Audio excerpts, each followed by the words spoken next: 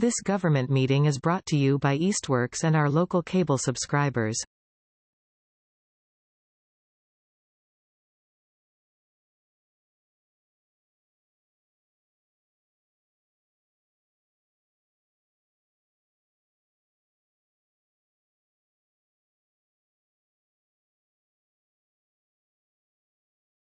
Will you lead us? Yeah, I'm going to call to order the meeting of the Southampton Select Board for February 3rd, 2026 at 6:01 p.m.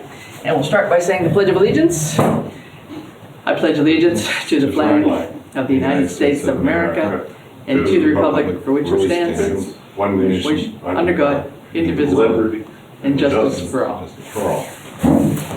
We'll get there. Pretty close. Very hard to do that in unison. All right. I know. Okay, so we have our meeting this evening. Is anybody here for Citizen Speak? I don't see anybody. We are recording tonight since we're upstairs, so this will be up on our Easthampton media probably by tomorrow, I would think, or soon thereafter. So with that, how about let's start with Scott, the town administrator report. Want to go through a couple things for us? So tax bills should have hit the mailboxes at latest yesterday. They did. I got mine yesterday. So they were mailed out on the 20th of last month. Something happened between being sent from Easthampton to getting to Southampton. So it was really, I think it was something in the post office. I think they must have gone through the Hartford route, which is usually what happens. So I think the difference is just, we're starting to use this other mail service. Is that the idea? Mm-hmm. Yeah. So with them, if they mailed it from there, then it's going to go to Hartford. Whereas We shouldn't take that long. Though. No, it There was shouldn't have taken definitely 2 weeks. No, I mean we had a holiday in there, and obviously we had snow, but still, it seems like it was inordinately longer than one would have expected. But yeah. And we always need to do a consummate job of communicating, especially with tax bills. But my experience paying online is as simple as can be. Mm-hmm. Yep. And it doesn't require remembering my bill number. Just put in my address and connect it to a credit card or a bank account, even cheaper, and it's done. Yeah. And it knows what you owe, at least current. If you're in arrears, that's a problem. Right. But I highly recommend it. Online is a great way to just get the money into the town without a lot of discussion. Yeah, it's not very complicated. And I think right now their tax bill is not technically due until the beginning of May, but I saw a lot of people coming in today, I think, trying to pay, and I think people will at least pay their February one because that's what they're used to doing. Right. And I will confess, I've not checked to see if the February bill is... It's a combined.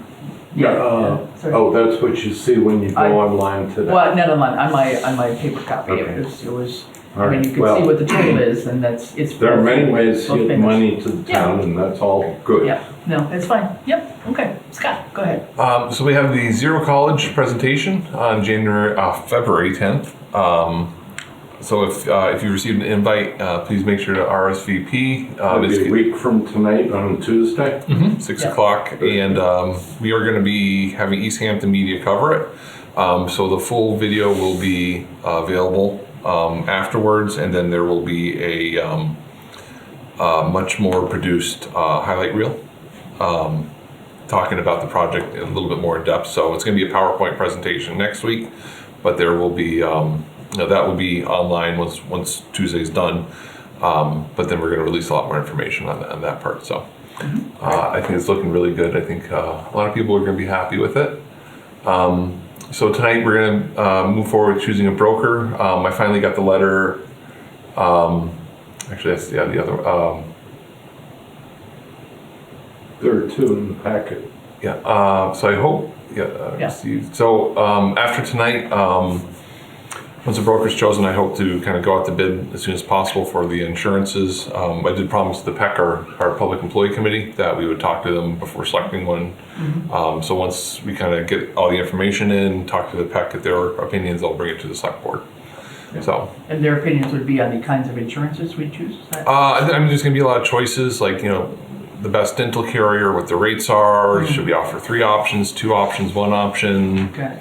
Should we do long-term disability, short-term, pet insurance, vision, who the carriers could be. So there's little nuances to each one of them. Okay. So do I infer correctly that agreement has been reached on basic program of insurance that will be offered? Yep. So we're just going to essentially replicate what we already offered with the dental, but then On the, ordinary health and hospitalization. yeah, that's the GIC. Okay, yep. Good. So, and then the next couple months is going to be pretty much health insurance and FY27 budget. I did get the GIC letter approved this afternoon, so they require us to send out a standard boilerplate, very boring letter to everyone as the first communication. So I finally got that approved. That's going to be going out to all the retirees and employees, hopefully this week or next week, and then I can start the education process for all that. So. February 9th is Hampshire Regional's budget meeting presentation. It's obviously going to be a big impact to the town, so I'm going to try to attend that one in person. I'm not sure if they televise it or not. I don't think they usually, I doubt it. Maybe, I don't know. Is that a workshop kind of meeting, or are they presenting their proposal? I believe Vito and Don will be presenting it to the school committee. I heard John. Oh. Did I? You did. No, the process is it's the first public viewing to the school committee, and then I believe that night or the next meeting they take a vote, and that sets the ceiling on what could possibly happen. Okay. But they have the final vote has to be by February 14th. And then John and I, we met with Jay Berry of the Massachusetts Association of Regional Schools Consulting Group to discuss Smith Vocational. So Smith Vocational, they're exploring the option of becoming a regional school district, mostly because it would allow them to take advantage of some state funding for a lot of the infrastructure needs that they have. It also correct, the way I understood it is they were originally set up as a charity and they continue to operate as one, and this would move them into a more traditional government structure, and that would allow them to take part of the Massachusetts School Building Association, those types of things, grants, which they actually are not part of. So it's a little bit complicated, but I'm probably going to ask the MARSCG to come in to maybe give a little bit of an overview to the select board before moving forward. I know we have a lot of students enrolled there, or tuitioned out, or whatever the term is. Do you have any sense of the financial implications one way or the other? I did ask, so the initial financial implications would be they need to do a study, and that's the, we do have a large population, and it would be proportionate to the population, and the study would probably be close to 6 figures, definitely 5 figures, high 5 figures possibly. The other thing is compared to the tuition we pay today our tuition is about $22,700 per student. Times Plus 46. Yeah, Scott, plus the transportation. Yeah. Oh yeah, plus. So it's around 27 per child. Yeah. But an interesting note that came out of that meeting is Southampton is second largest community to send students there outside of Northampton. Outside of Northampton. Yeah. Because they have students from several towns, right? There's 10 or 12 towns. I think. 65. Yeah. Oh, really? Oh, my. Oh, more than that. Okay. All the way to Is there a Spencer, capital, Pittsfield. Oh, well. All that. issue involved, or is it kind of an annual operating participation? Is it which? Would we have a capital outlay or responsibility? Yes, one way or another, we would have to, whether they stay as traditional tuition or if they look to do it as a regional school district. Okay. They didn't have any numbers, but the way that it was expressed to me is they're in dire need of a lot of capital projects. Well, how do they afford to rebuild after the fire? I don't know. Yeah, we'll get into that when they come next, if they come to No, visit us. it's a Yeah. great institution, obviously, our community Yeah, no, relies absolutely. on it, Yeah. and yet the Yeah. financial implications Yeah, are and I for one had not understood that they were structured so differently that they can't even take advantage of some of the state funds. Yeah, yeah. And this is going to be a long-term process. It's going to be many, Yeah. many years. Yeah. before, even if it does come to fruition. It's gonna be Yeah. years of a study, it's gonna be years for the voter approval. So it's gonna be, it's a long process. Yeah, okay. I think there's been an evolution of tech schools anyway, certainly in the country the way it is right now. Mhm. There are many more people leaning toward that, so it's bound to evolve. Sure. Yeah, I think so. It is. Okay, good, thanks. All right, how about any select board reports? Anybody had a meeting lately on anything offhand? A quiet week, I'm meeting the Board of Health, I think, on Thursday. Okay, all right, good, yeah. Steve? I don't have anything new on the Board of Assessors unless Open Space Committee got caught up on current opportunities and grant requests. And Housing Authority is, I think I previously reported that they awarded the contract to Habitat for Humanity to build a single-family house for affordable on College Highway. The one south of town, 380 something. Yeah, down by the golf course area. Beyond the golf course, Yep. going up the hill towards West Hill and opposite. But other than preparing for our annual town meeting and the startup of Affordable Housing Trust, which got rescheduled, we're firing on all cylinders. Good, all right. How about John, anything? No, I just had the one that Scott already talked about. All right, sounds good, all right. And on my end, the bylaws committee had a meeting recently. We're still working on the scenic roads bylaw, and we'll continue that in a couple weeks.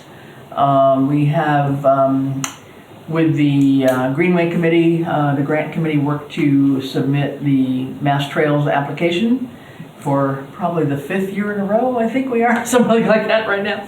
But this should be the last bit of the design phase. And sure, Mass Trails. what the magnitude of this Yeah, grant? so this one, their request this year is $240,000. And that's on the lower side. Yeah, we've usually been up to like 350-ish, somewhere in that neighborhood. So we're a little bit lower than, and based on the needs that we have to finish out all the work that Ty and Bond has been doing for us. And it does require a 20% or so match, and so there's going to be a request. There'll be a request at the next meeting, next town meeting, annual town meeting for the CPC match as usual, and that will be a request of about $60,000. So all in all, the total project is around $300,000, and that will get us through the, well, hopefully to the 75% design at least, which is where we need to be. And that really Oh, that's right. The helps. Greenway Committee postponed their meeting, but announced that the 25% plan. Right, so the is 25% plan complete. has been completed and submitted into the state. So that's a good milestone. All these things sound like they take forever, and they do. They drag on, but we are in the final design stages, I think, over the next year-ish.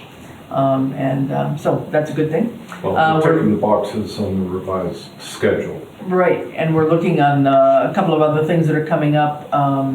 The Echo One Stop has had a couple of webinars. The regular One Stop program had a webinar yesterday, and that's open now. The expressions of interest are open, I believe, until March at some point. So we need to probably be figuring out what our expression of interests, one or two, would be this year, so we can put in that at this point in time. But I think that's it for right now on the grant side. The Master Plan Implementation Committee will be having a meeting next week as well. We kind of meet quarterly. We've been a bit off schedule with holidays and other things going on, so we're going to try and catch up and just sort of get a synopsis of what's been happening this year in terms of some of the goals and strategies that were laid out in the Master Plan, what the various committees that represent the Master Plan, historical planning, housing, namely, are the ones that are involved, Concom/open space, just what's been achieved on the goals and objectives that have been laid out for the And master plan. housing. And housing, yeah. And so And I know that they're all working on their submissions for the annual report. right, that's a And so separate that thing. text might provide a Right. great deal of what you're looking for. Exactly, yeah, no, timing wise. Yes, and so that's the other thing. Everybody is hopefully working on their annual town report submissions for Judy. So everybody's got lots of homework to do. But yeah, so I think committees are all meeting and busy. Just a reminder, I think, out to the chairs. Lucy sent out something probably last month sometime, just reminding people to double check and take their ethics training again and their open meeting law training again. And there's a little certificate you're supposed to sign and get back to Lucy. So just a reminder to the chairs to have your folks do that when you next meet. Okay, I think that's it for me. So Scott, we'll turn it over to you. Our first thing is about our insurance broker presentations here. So with the town leaving the Hampshire County Group Insurance Trust, there is a need for the town to now appoint a broker, because usually in the past we've always gotten all of our insurances through the trust, so there was really no need to have a broker. So what a broker essentially does is it's really no different than if you go to homeowners or your car insurance and you go to a broker and they find the best deal for you, they negotiate on your behalf. If something happens, they provide customer service for you. So it's really not that much different than what a resident would have with their regular everyday insurances. With this, so with the town appointing a broker, most towns will do that. It is exempt from Chapter 30B, the procurement laws. So like an attorney that you hire or something like that. So those are usually exempt. And the town doesn't pay for the services. It actually comes out of the insurance side of it. So it doesn't cost the town anything. With this, in my experience, I've worked in municipal insurance for almost 20 years. I always tend to stay away from those. There's a lot of larger companies.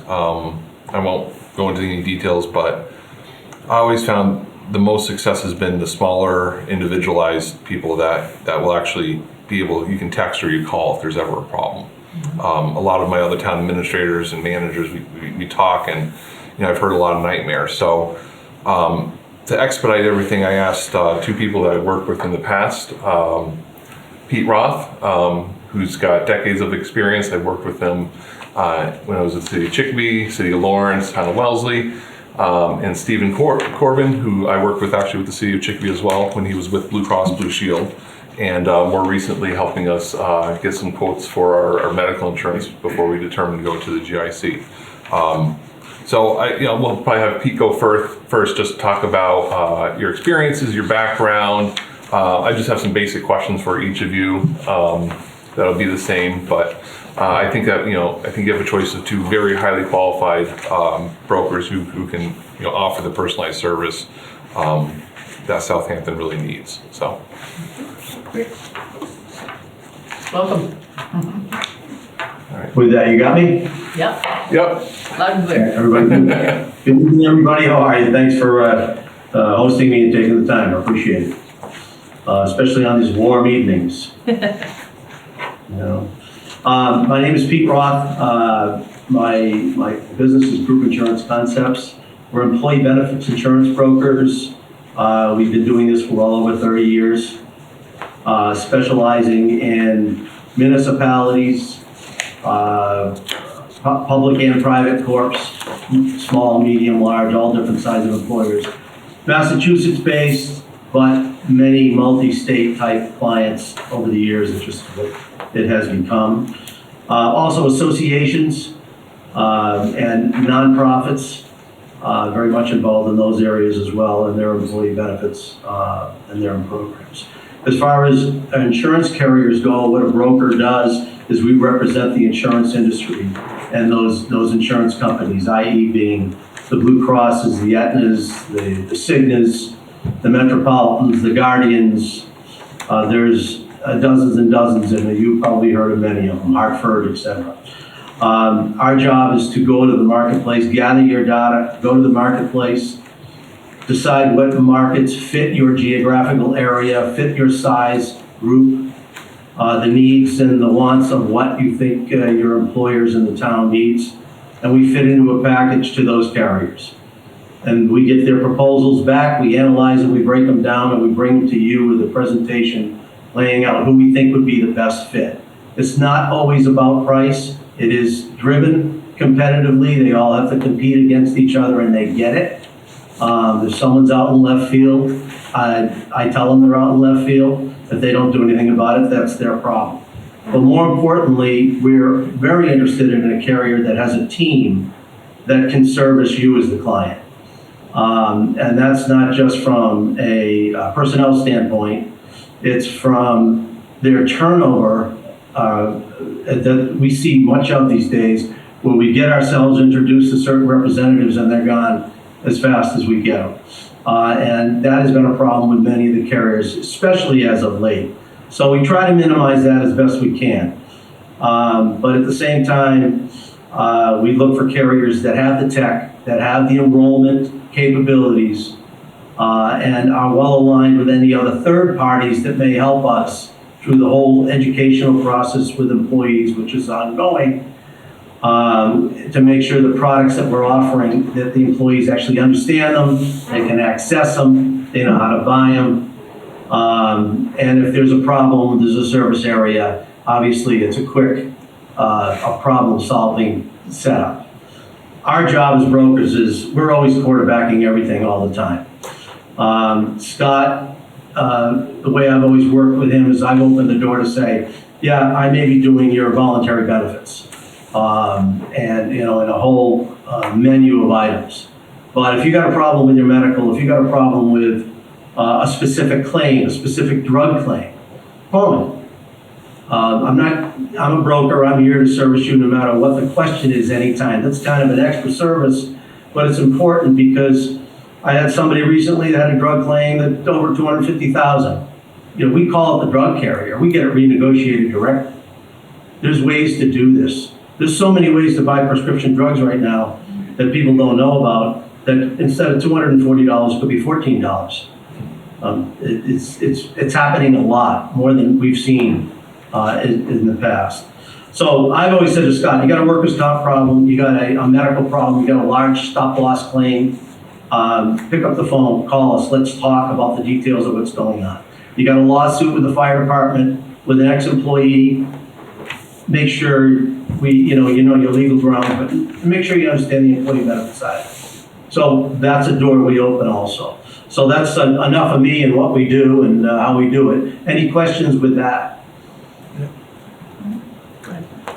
Pete, what do you see for the trends for 2026 for a lot of the voluntary insurances? Where are people going? What's becoming more popular? What are some unique insurances that are being offered, like pet insurance?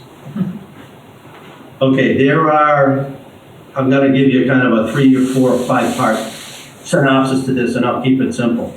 There's a lot of economic volatility out there. So a lot of the municipalities' employers are looking for other financial health tools, other types of products to fill the gap. You're getting squeezed on your medical insurance. There's more deductibles, there's more gaps, there's more pressure on the employees. So to break it down into, let's say, 4 or 5 areas, it would be 1, it's financial health, financial wellness and security. We're seeing a lot of student loan repay assistance inquiries, emergency savings accounts, identity theft accounts, and legal services. Legal services had died off for a while. It's back. It's back stronger than we had seen in the past.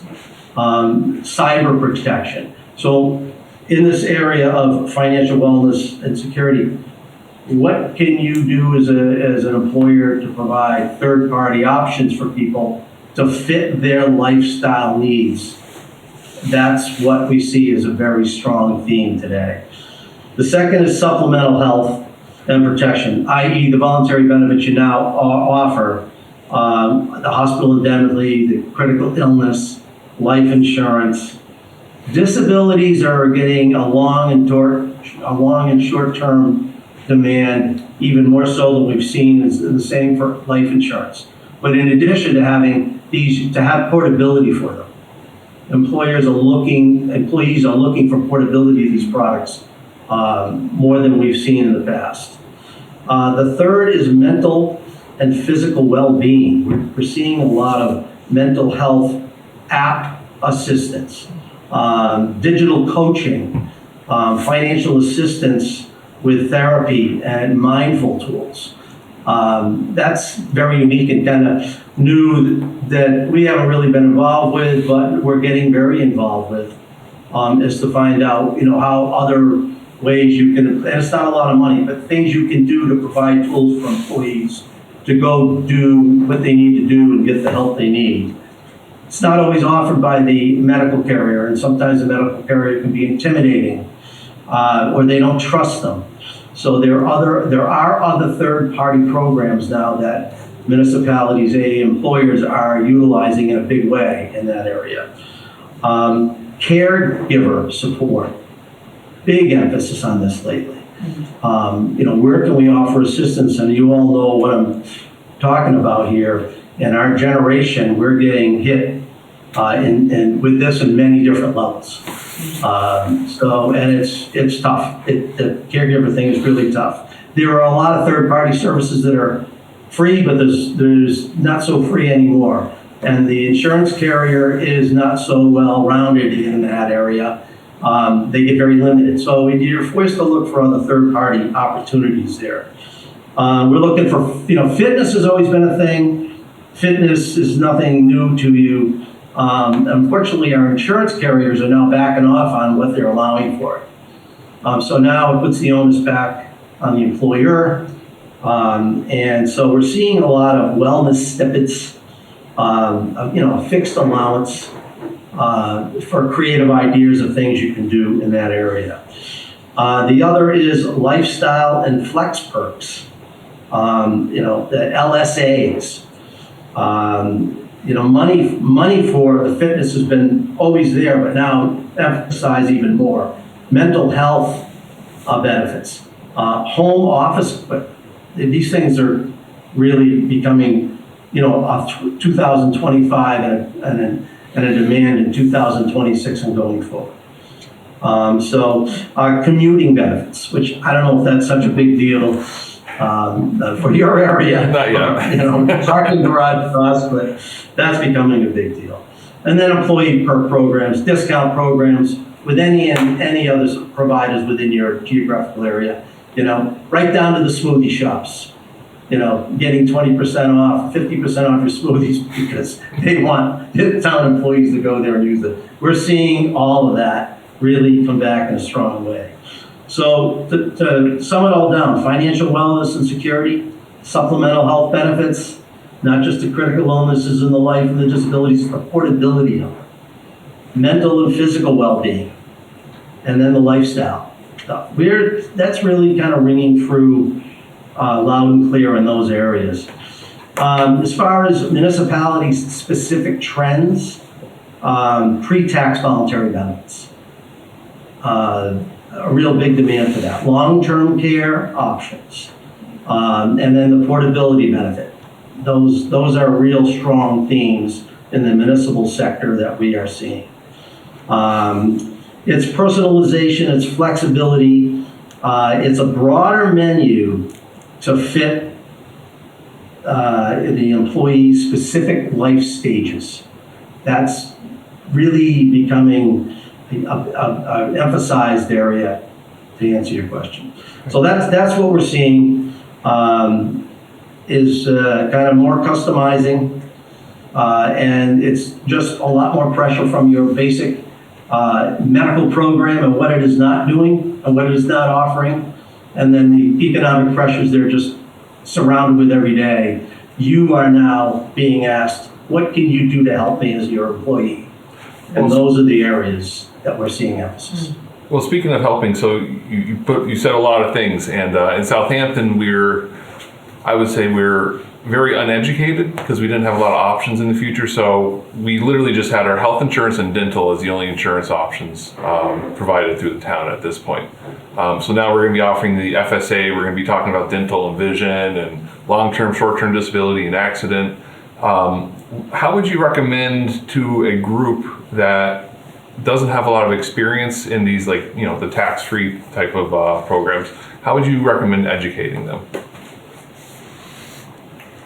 Educating the workforce. All right, so educating this group that we're talking to tonight. Well, our employees. The employees. And the workforce as well. Yeah.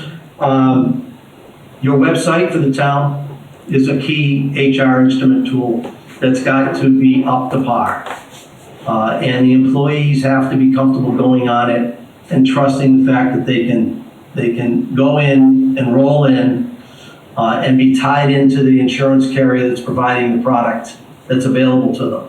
So the menu of products that you're going to offer and the pricing of it needs to be easy, accessible, understand it in easy terms. The minute it gets frustrating, it's going to come back to your office. And that's the con of all this, is that you don't want to cause more overhead financially and never mind time management wise to the town or to your office HR offices, HR people specifically. You're looking at the HR office. Yeah, well, I guess focused on that. Kind of assume so. I mean, snail mail is still an item. And I do find this in municipalities to be true today. As much as we try to be tech, the insurance companies are well prepared that we do these product with to make sure that that we still communicate via mail, especially to retired populations, as well as your HR site, very important. But then we're in an email world, and it's very easy to communicate in an email basis. So it's a team effort, multifaceted. It's the town, it's through the mail, it's through the email system, and it's like you're attacking them all at once with it, but we have to make sure the employees are educated on how to log in and see the menu of benefits, and that they're, oh, this is easy, this is great, this tells me everything I want to do. They can sit with a spouse, they can look at it and understand it. And that's not complicated. It just needs to have the time and energy up front to get it set up. Great. Well, those are the questions I had. I don't know. Of course. Go ahead, Steve. So back to trends, what are you seeing, especially in the marketplace of small towns like ours, 6,000 residents? In terms of, you've described a cornucopia of offerings and what the employee is interested in. The employer opens the door to group insurance and has purchasing power. But what do you see as the equitable share between the employer and employee on the premiums? Is there a trend? Is there a market thing going on? Because I can understand we've got, what was Heinz 57 flavors. We got 57 flavors of insurance, but what's the trend in paying the bill? Hospital indemnity, filling the gap of the basic medical gaps first. Accident, critical illness, cancer programs. Those are the drivers that I get the most attention at this point. Now, as far as cost sharing goes, I go back and find out how's the town's budget, what's available. The employees only have so much discretionary income to buy all these benefits. And I get that. I see your job, our job, is to make sure we have a legal assistance product available to them. That there is a fitness product available to them. But the core benefits, I think what you're saying, what are the core benefits? It's the hospital indemnity. It's the critical illness. It's accident insurance. Accident insurance is a real key, but those three specifically. Then you get into the disabilities, then you get into the life insurance, because you probably have a basic life insurance. I don't have all the details of all your programs, so just an overview. But hospital indemnity, critical illness, accident insurance, then disability. Life insurance is in there no matter what, depending on people's needs. Those are the drivers. And in my opinion, you're out of discretionary income right there. People only have so much money beyond that. So what other creative things can you do that could cost $100 a year or $50 a year. And there are pet insurance. There's legal benefits. But if you sell 1 or 2 or 3 policies, let's find out what the employees want. Let's find out what the employees really need. That could be done in a simple survey. Yeah. And we can do that with what I just said of the 5 key benefit areas. And then we would add on the, is legal matter to you? Does pet insurance matter to you? Does, caregiver assistance matter to you? Are you utilizing your fitness benefit? Pretty much you got to stop there. You've exhausted them. Especially in year one. Yeah. And everyone's budget times X. Yeah, no, for sure, yeah. The municipal budgets, and especially in the state of Massachusetts right now, deliver a rate increase, and you're having a tough meeting. Talk about adding benefits. They look like I just had a beer before the meeting. What are you talking about? I don't have time to add any benefits. We don't have any money. We have a shortfall. Our budgets have been cut. Our federal funding's been cut. Our grants have been cut. Now we're talking. Believe me, it's ringing loud and clear everywhere. And the numbers are scary. They're scary to me because I don't know the way we get out of this. Yeah. I don't know how. It's so much more work for you to go back to the mass government system and saying, maybe you ought to get along with everybody a little bit better. I don't care if you like them or not. We need the money. And I'm hearing that. It's against people's way of doing things, but people are really getting pinched so hard financially in the municipal sector in this state, especially in the last 12 months. To me, I wouldn't even think about going out there and trying to charge a consulting fee. They don't have them. They don't have the money. So Peter, you touched on a couple things that it feels to me. I look back at my own insurance recently, and it's like I've got benefits in there that I know that I don't use, I don't take advantage of, and so it's like I feel like maybe I've over purchased in a way that I don't really need that thing over there, that shiny object that's part of my policy. Maybe I'll use it someday, but I haven't yet. So should I swap it out, kind of thing. So I think there's a lot of individual choices that people have to make, obviously. And as you've laid out, I mean, there's so many different options for choosing insurance these days. I guess I was going to pick the idea a little bit more clearly about the idea of a survey. I mean, it seems to me like that would be a first step on our side, on the municipal side, to put out a short 10-question survey or whatever to the employees and just get a sense of what is the most important for the majority of them, because there's so many,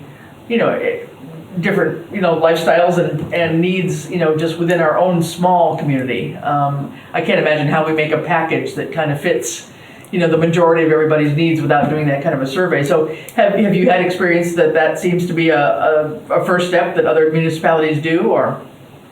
Absolutely. Yeah, otherwise we're just assuming that we're going to go out and get all these benefits and we're going to throw them at you and you're going to like it. Yeah, okay. It's just the wrong way to do it. Yeah. I mean, a 1-page survey, we can find out if they're even using local health codes. We can find out if healthy lifestyles mean something to them, but came out glaring is that we got a high blood pressure problem. We got a cholesterol problem. People start to open up to us because we ask them to talk to us. So let's make it easy for them to talk to us in a very super friendly way on a survey. There's been some teasers that out there, hey, if you get this back to us within 15 days, you got a $10 at the, McDonald's or Dunkin' Donuts. Or something healthy, right? Motivate people to want to respond to bring this thing back. Right, yeah, okay. Farmers market. Okay, thanks. But anyway, we see that too, Yeah, okay. Absolutely, survey's in order. It's a 1-page. It's not 3 pages. Right. How we do it, you'd have to educate me. I'm working well with this right now.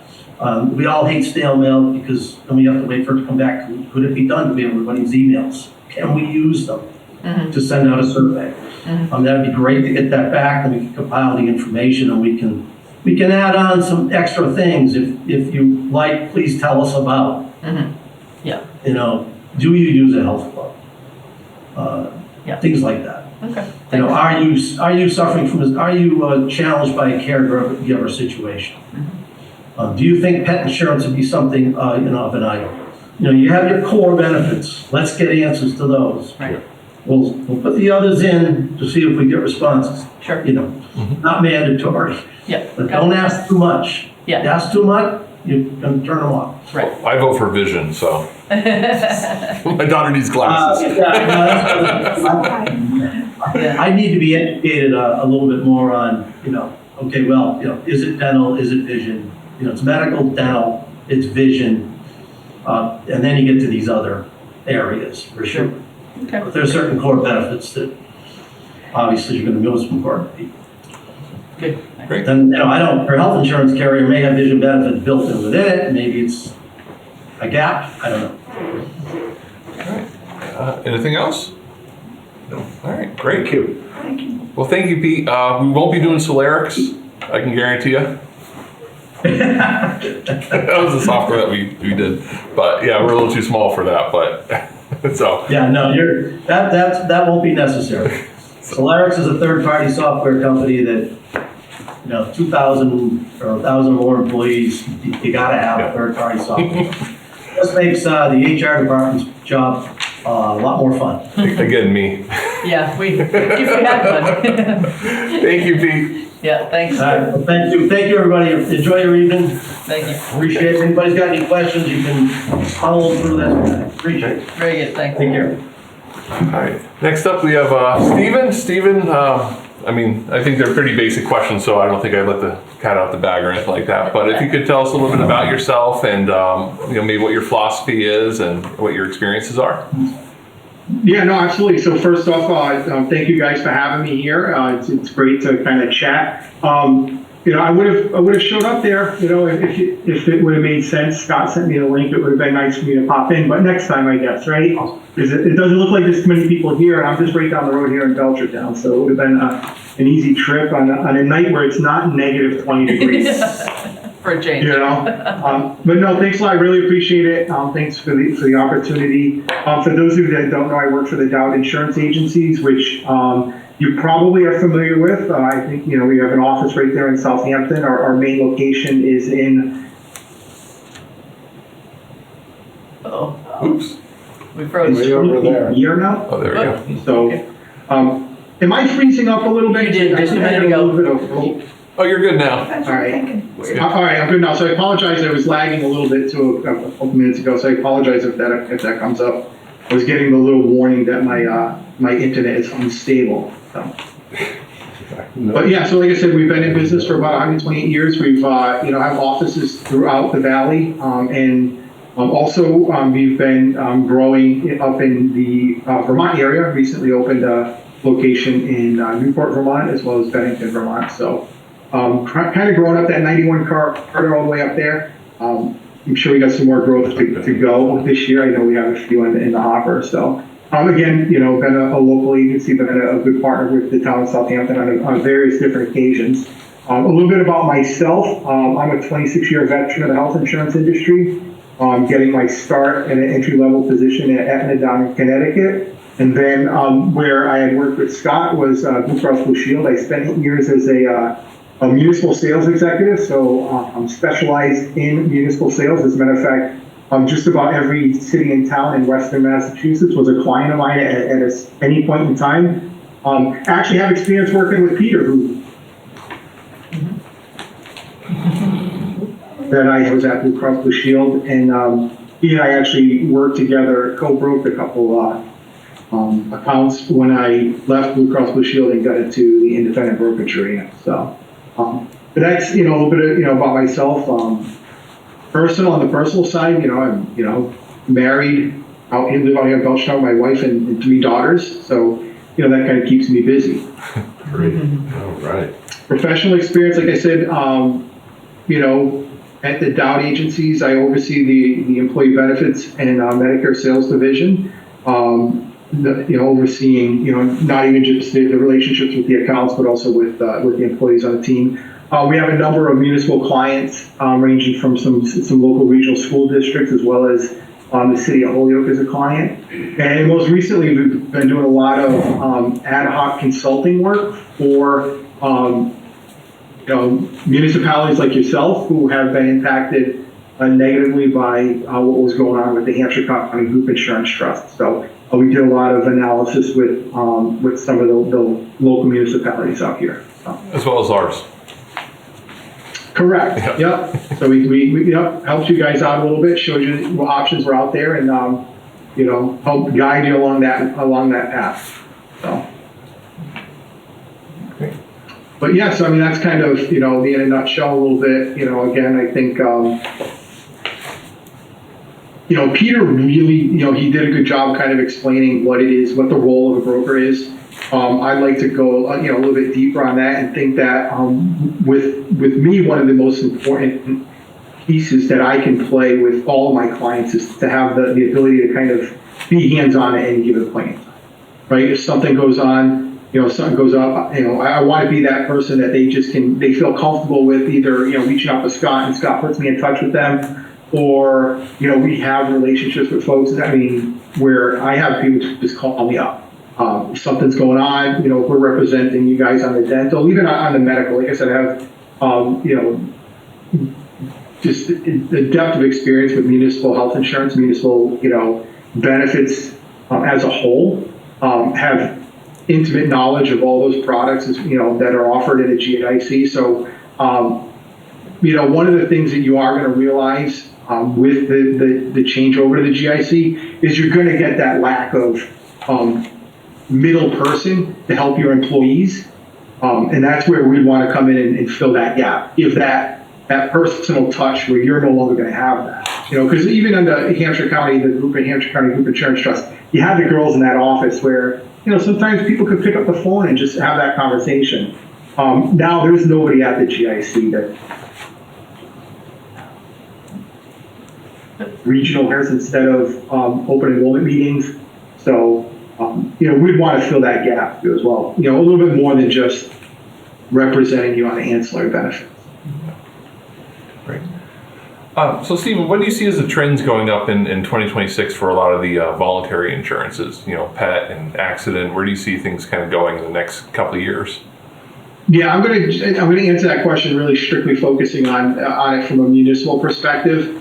Because I don't think I'm going to be, I'm kind of speaking out of line when I say that municipalities are kind of slow when it comes to innovation and when it comes to offering some of the newer benefits. And so, Peter, kind of got. But I think really the most important thing that you want to make sure that you're offering. You guys got me? I keep getting. No, I'm so sorry about this. Well, go back just a second. The most important thing to Yeah, well, I think So I think one of the most important things that you really need to be, aside from like medical and dental, is spending. Hold on a second, Steve. Yeah, I think maybe while you're talking, you should shut your camera off. Conserve your bandwidth. Okay. Might help. Is that better? I've been in that seat before. Let's try it. Go ahead. Yeah, go back to the most important. Yeah, now you can.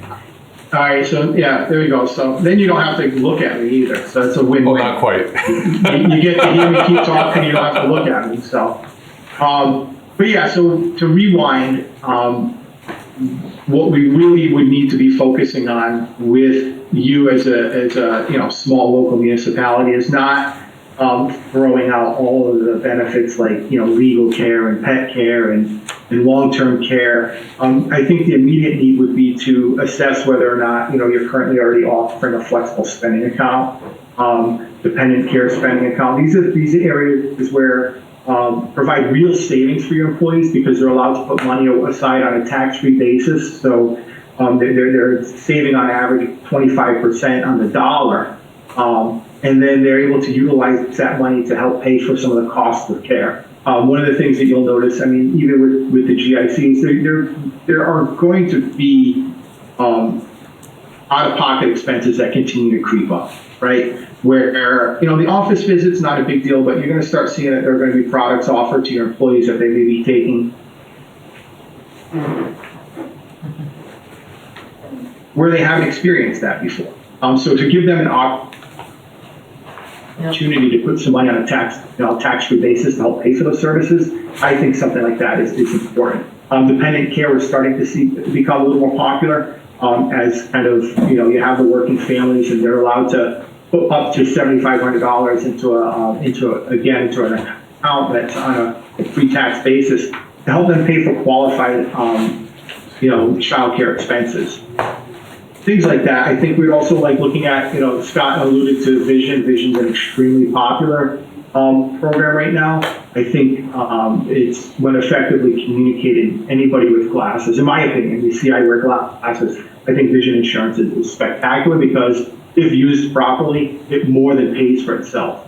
Premiums tend to be pretty low and stable.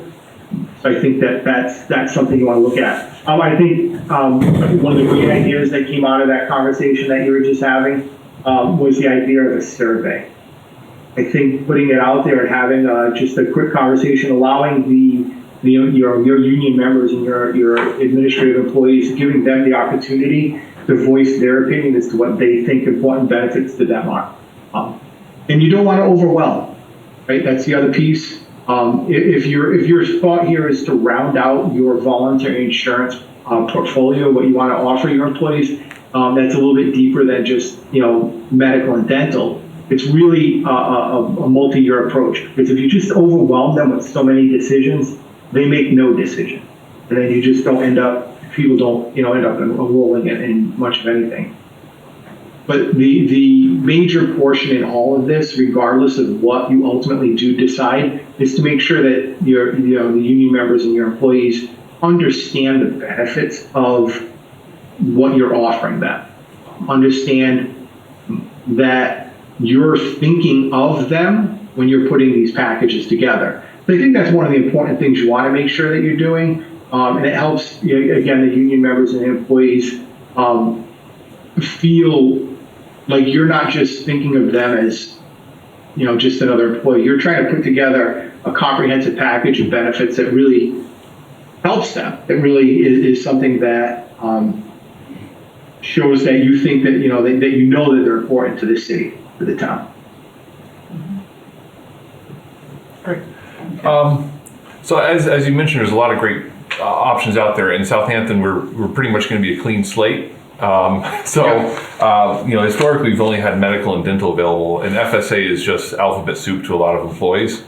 How would you recommend rolling out things and kind of educating our workforce on a lot of these new insurances and new programs?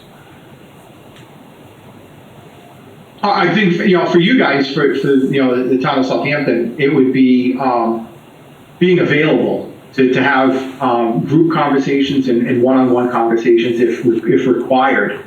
Setting aside the time. I'm sure there were you had, or I may be making assumptions. I'm sorry, but historically there may have been times where the town had employee meetings where your health insurance was renewing, and you wanted to be able to communicate that effectively to them. Perhaps having something like that. And the other piece is, again, because we're local, we could even offer open office hours, right? So I could just say, hey, listen, Scott, give me a desk, for half a day. You can let all of your employees know that at any given point in time and during the day, I'm available for, any questions and answers, right? These are the benefits that we're going to be offering. Steve's going to be here, at the administrator's office, Monday and Wednesday of this week from X time to X time. I think for a group your size, for a close-knit community like you guys are, I think that's probably going to be the best approach. And I would love to do it. Great.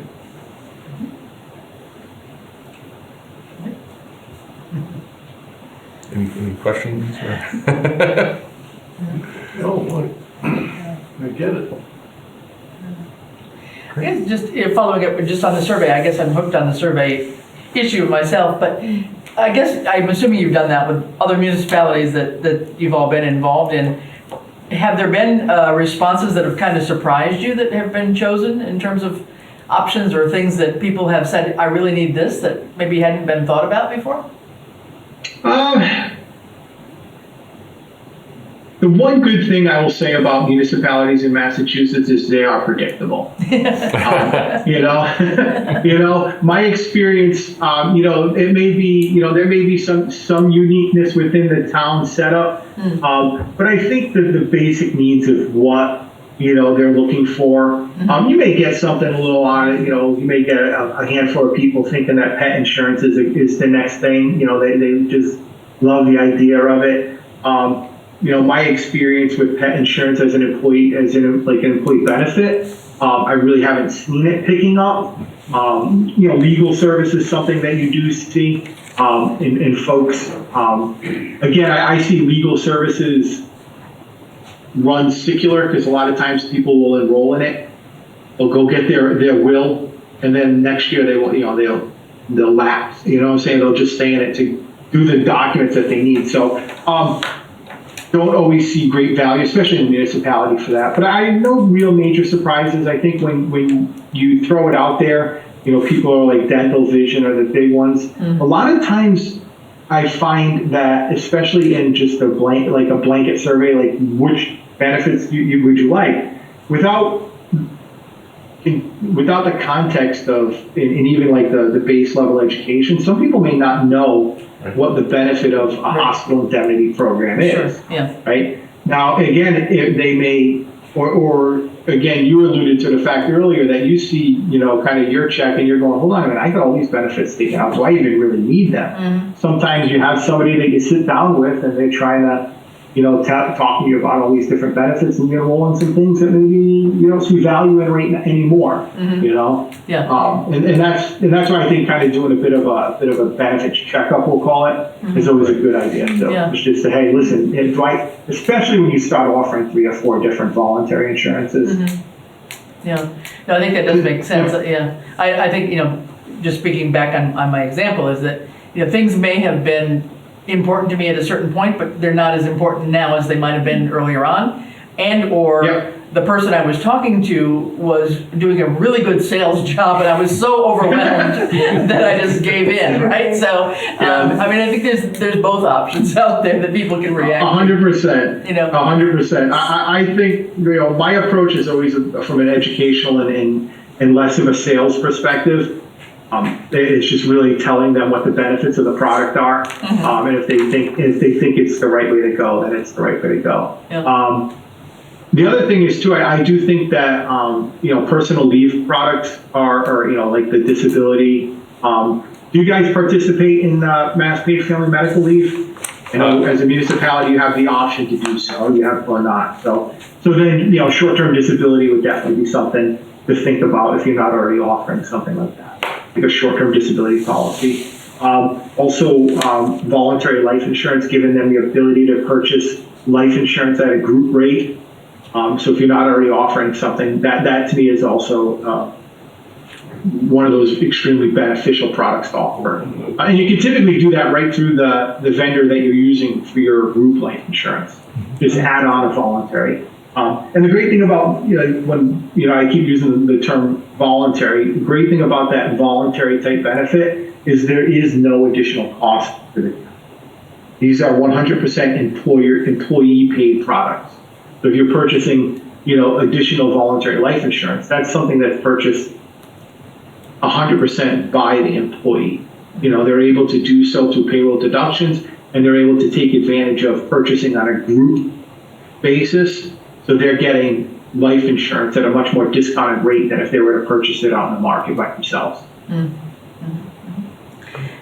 Just one last thing. You mentioned you're obviously the head of the employee benefits division here. Is the office here in Southampton equipped with a staff that is fully occupied for the benefits division? Or are they more based on your other headquarters offices, or do we have a team of 2 or 3 or 4 people here in Southampton that are focused on employee benefits? The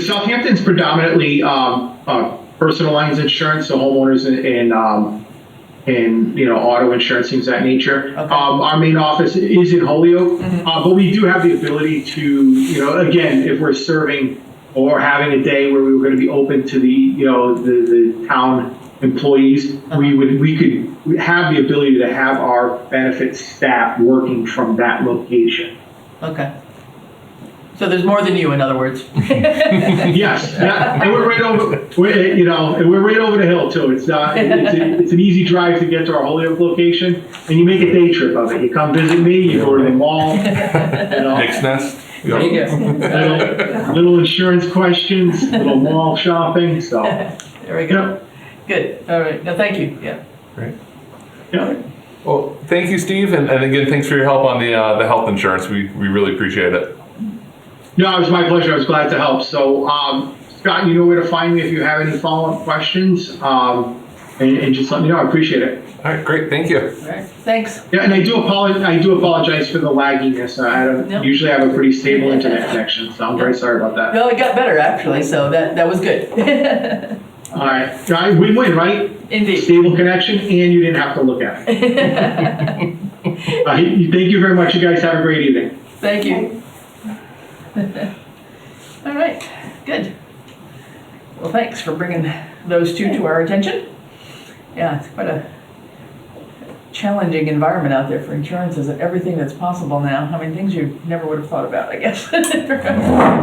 So what is our next step? We need to actually choose a broker sooner rather than later, right? Yep. I mean, I can always get a third option, but honestly, I don't think you're going to get a better option than Steven and Pete. I think they're probably the two best. I'm good with either one. Yeah. Well, I think we have to, I think Scott's looking for a vote tonight so that we can move forward on this. I think the longer we delay, the harder it's going to be. And our timing is challenging enough to get whatever we have to do for the employees education-wise and then open enrollment and get everything done by certain deadlines. So For sure. if anybody has any thoughts in terms of pros and cons or where you're leaning, go ahead. We have an awesome town administrator who is unfortunately also our entire HR department. And so whichever way we go, Scott is getting a pulse load of work. Kind of just where everything else is pulse loading too. But ultimately it's budget related and you just have to drive it through. So we got to get to the answer. The way I see it is Pete has this great strategic view and perhaps has access to 1,000 different markets that would potentially save us money. And he understands about the personal touch. But because the default is you spending hours, which of these brokers do you think is going to provide you the most useful backup? He can't vote, No, but he has to live with it. I know. I mean, I think I would rank both of them as number one, my number one choice. I appreciate that. They're different. I mean, just because I've worked more recently with Pete, I would probably put him in 1A and Stephen as 1B, but that could easily be reversed. I think either one or would be excellent for the town. So. And they both seem like perfectly fine choices, like you said, it would be. Definitely seem like different personalities, working with one or the other. I mean, there's the connection, the down connection that's, really close geographically to us, within the community. I don't know.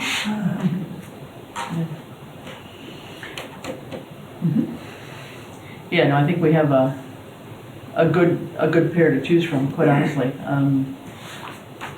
It's really hard to distinguish what's there. I think from what I was hearing, and obviously Pete gave the big overview, I get a sense of Stephen being a bit more, I guess I'll say, down to earth in a way. Maybe a little bit more tuned into a small town like Southampton. And I guess I like the idea that he's in the neighborhood and And it could be kind of on a quick call. I really like the idea of maybe having a day or two of him or his staff or someone being here at town hall and just, having an open session of, the doors open and, schedule some appointments, however it has to happen, but to be accessible. I think I feel like people are gonna have a lot of questions, just because it's gonna be new and it's different. And yeah, I like the idea of that sort of personal touch, and I guess I felt that more with Stephen than I did with Pete. Would offer to come sit for a half a day. Right, so that would be my thought, but. Do we currently have an employee benefits portal? No, No. Nothing. we have nothing. We're starting from zero. Yeah. Yeah, the thought of having a website with everything. Yeah, we don't have that right now. We don't have money for That'd be great. We have money for nothing. That'd be great. So yeah, that would be great. Yeah. So I think you're right. It comes down. Well, I don't want to, human sway the world, touch. but that's just kind of my own gut. I mean, I liked a lot, I learned a lot with what Pete had to say, honestly. Made me start and think of things, but I feel, I don't know, there was just something that felt a little bit more grounded to me, for lack of anything better to say. Well, I think we would get more hours of direct customer support from Deb. That was the feeling I got. I'm easy with either one of them, but I am mindful that there's only so many brain cells and hours and so on. Yeah. All right. Would anybody like to make a motion? We can take a vote. I move that we select Dow Insurance as our insurance brokers for the medical and ancillary insurance going forward. I'll second that. All right. Any further thoughts or discussion? Okay. All right. All those in favor? Aye. That's an aye from me as well. All right. Okay. And John, we're going to have you just abstain, right? Okay. Yep. Thank you. All right. Okay. No, I think I And the think minutes should so reflect Yes, that the John minutes should did not participate. correct. Did Not not- only in the vote, but in the discussion. correct. Yep. Right. And so I think it's a close call. Honestly, I think Oh. either would be good, but I think yeah. So at this point, our decision would be to go with Dowd. So I'll get Stephen to work first thing tomorrow morning. You'll have your marching orders on that one. Okay, very good. Alrighty, so let's get into the rest of our business. We don't have lots and lots on the agenda, but we definitely have some important things. So FY27 budget update. So I do want to just point out that the governor had released her budget for FY27. My own personal opinion, I think it's a little bit underwhelming in what needs to be done for municipalities. So when you look at this is just the estimates of the state revenue from the cherry sheets, which is essentially the governor's budget, how it affects municipalities. It's really only going to be about $115,000 increase over What we last had year. last. And that's both the school chapter Yep. 70 and the unrestricted government aid total, Yep. about $100,000 more. Yep. We had a little bit of assessments, more, and it came down to be like 18,000 in general governmental UGGA, unrestricted governmental aid, and then it was like right around like 100,000 for chapter 70, which is schools. So, So not what we were hoping basically, so just from those numbers, because people probably won't be able to see those, so just to say that, so the school aid chapter 70, that's an extra $35,925, is that what I'm reading? That might be a little bit off from last year. So it's I have to double check it. So it was about 100,000 to get to that number. I can bring it up. Oh. Yeah, So the what's problem is we're not seeing the column heading. What's the heading on the column? We then? don't know how the math is. Yeah, that was the estimate. It's the Yeah, increase, okay. yeah. So that's not the actual. That's not the actual, I'm sorry, okay. I don't want to disparage the governor's budget. It is online though, so. Yeah, right, okay. So that's where we are with that. The other thing is that we just got guidance from the DLS for the runout claims for Hampshire County Group Insurance Trust. So the legislation did pass. DLS issued guidance on how we can proceed with that. Essentially, we can choose between starting in FY26 or FY27 to spread out our runout costs. Okay.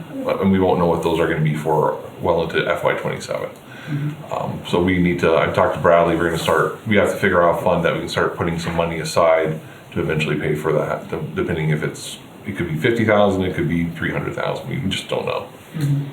But the good news is on the health insurance side, the GIC are going to be releasing their rates. The preliminary increase is probably going to be right around 8%, which is a lot less than the 16% right now minimum for the HCGIT, Hampshire County. So that's a little bit of good news. Yeah, that is good news. Yeah. But we'll see. I mean, it Yeah. could just take a turn for the worse too. We just Sure, yeah, we absolutely. don't know until it's actually done. So Yeah. Yeah, but with the DLS decision and the runout cost, that means that we don't have to pay whatever that runout cost is. Say it's $100,000, for example. We don't have to pay it like now. This is Right. something that we can pay small amounts over time. Is that what I'm understanding? yep, exactly. Yep, That would be- we'll be allowed to run a deficit for that. Okay. All right. So. Well, that sounds like a bit of a positive anyway, but, yeah. And then we started scheduling the task force and the budget hearings today. So Okay, we'll televise those and put the information up on the web. great. Do you want RSVPs on each one of these 10-minute Yeah, slots? You don't have to, Well, just and then- more for your Yeah. calendars. Because those dates are fine, the window is fine, so it's Yeah. a blanket yes. Yeah, we assume, yeah. kind of just goes into your calendar, yeah. So you know which ones come next Oh, kind of I thing. wish this But made anyway, my calendar, it doesn't really. So basically, just to recap, on the governor's budget right now, this is just her first iteration of the budget, right? So she's at about 115,000 more for us than we were last year. Yeah, there's a few things are more, some things are less. Right. Our assessments are probably a little bit more. Total is Yeah. around that, the net on that.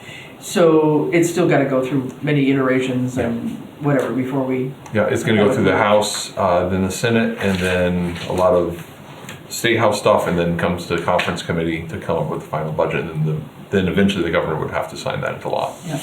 So this is just the first step in a long process. Okay. All right. Okay. All right.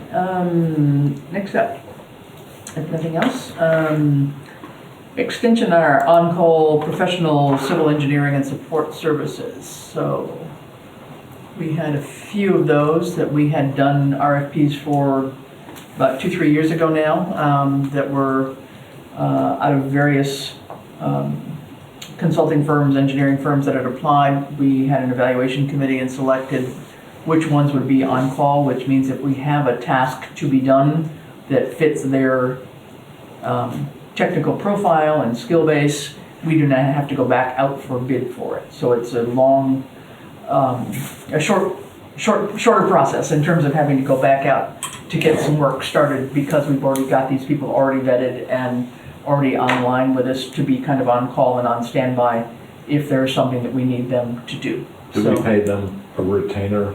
No, they come on just when they get a contract. So Ty and Bond has been with us. I know VHB has been with us. That should be GZA actually. I'm not GZI. GZA. Okay. Yeah. So I think we may have used each I of didn't them know at some Virtue point. Design was available to us this way. Mm-hmm. Yeah. They came in on the on call at that I time. mean, I wouldn't Mhm.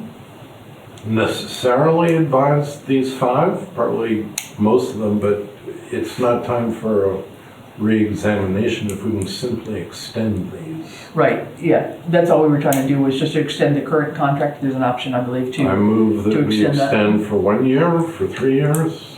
yeah, whatever the contract language would have said originally. What's I the think it's in request, there. sir? Yeah. And I don't know, CEI and environmental partners, those may be 2 separate. I thought we had 6 altogether. 1, 2, 3, 4, 5, 6. So I think maybe I think environmental partners might be a separate one under CEI. CEI is the one I know that the water department uses a fair amount. Yes. So I'm thinking there were 6 altogether. So let's assume that whatever the ones that we get accepted on the on-call Yep. before is what we want to just, if they're interested, we'd like to extend their contract for the time period that was listed in there. So my motion is for all of those consulting firms with which we have a blanket service agreement to extend it to the maximum term that they would agree. Okay, A second that. all right. Any discussion? Anybody? John, if you want to chime in on anything there? Spend your No, money, I'm John. fine. Yep, okay. All right, so all those in favor, let's do a roll call since John is on remote here. So roll call vote. All in right. favor? Yep, Johnson, aye. Brune, aye. Falls aye. Okay, very good. Thanks, Scott. Good. All right, next up, Zero College Highway update.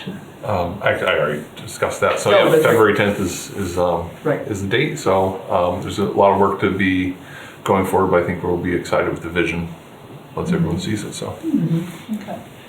And I think we're going to come out of it with some really important communication pieces that won't be a one-off, oh, I couldn't make it, I am out of the loop. So they'll be available for people to refer to, and they'll understand how this complex set of ideas is coalescing. Great. Okay. All right. Is there any other business that can't wait until our next meeting, which is on the 17th? What's the process for inquiring about a tax title situation? I would just contact Megan, the treasurer. With all that Megan has on her plate, I really hesitate, but she's aware of the particular circumstance, taxpayer, and will figure the back taxes. It's not about getting rich. It's about resolving a long-standing issue that's just not getting any satisfaction for the town or for the landowner. Okay. So why don't you take that up with Megan directly? Okay. I will again follow up with Megan. I don't want to wear out my welcome. Yeah. It's been about 10 days, and I understand there's a priority list. Yeah. Okay. All right.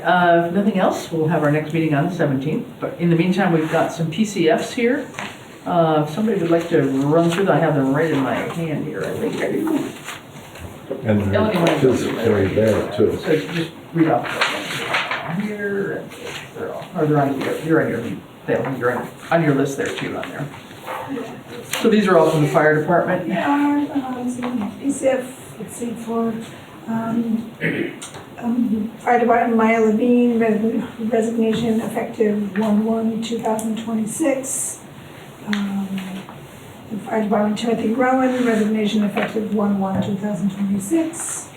Fire Department Robert Dragon's resignation, effective 1/1/2026. And Fire Deparment Jeanette Peretti's resignation, effective 1/1/2026. Second. All right, there's a second. And just a note here, just so that people don't wonder, these are 4 resignations from the fire department, and this is basically the chief.